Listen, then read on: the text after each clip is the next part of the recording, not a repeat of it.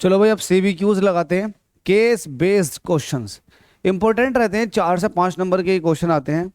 इस क्वेश्चन को देखिएगा, read the following passage and answer the questions that follow. एक बात बताऊं बच्चों, घबरा क्यों रहे हो? घबरा किस लिए रहे हो?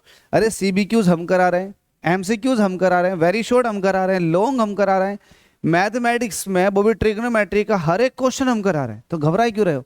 पूरे में से पूरे नंबर दिलवाऊंगा, पूरे में से पूरे नंबर।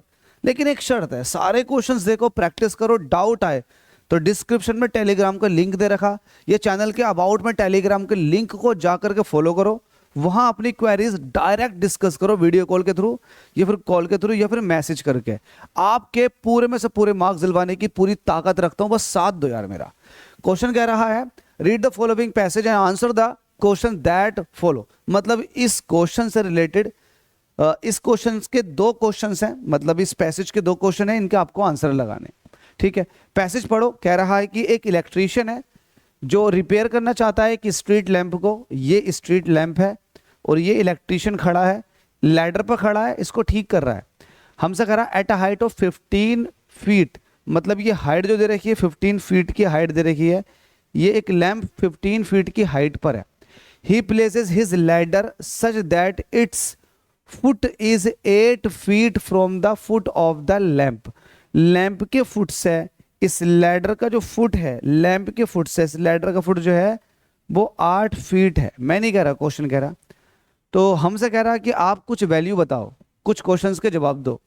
तो एक काम करो, क्वेश्चन के जवाब आपको तभी मिलेंगे जब आप ये सबसे बड़ी वाली साइड निकाल लें, मतलब लैडर की हाइट निकाल लें, लैडर की आप लंबाई को पता लगा लें।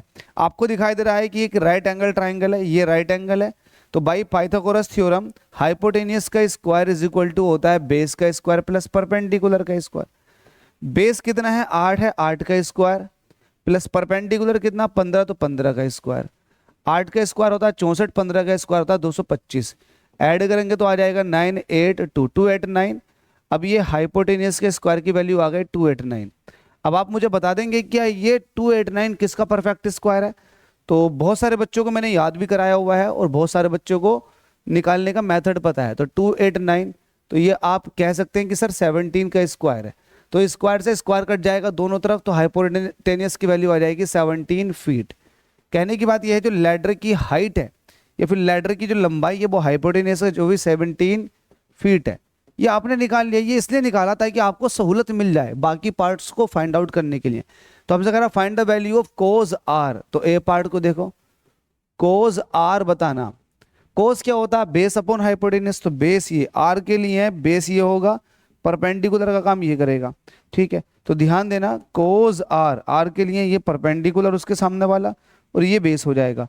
तो कोस आर हो जाएगा बेस अपॉन हाइपोटेनियस।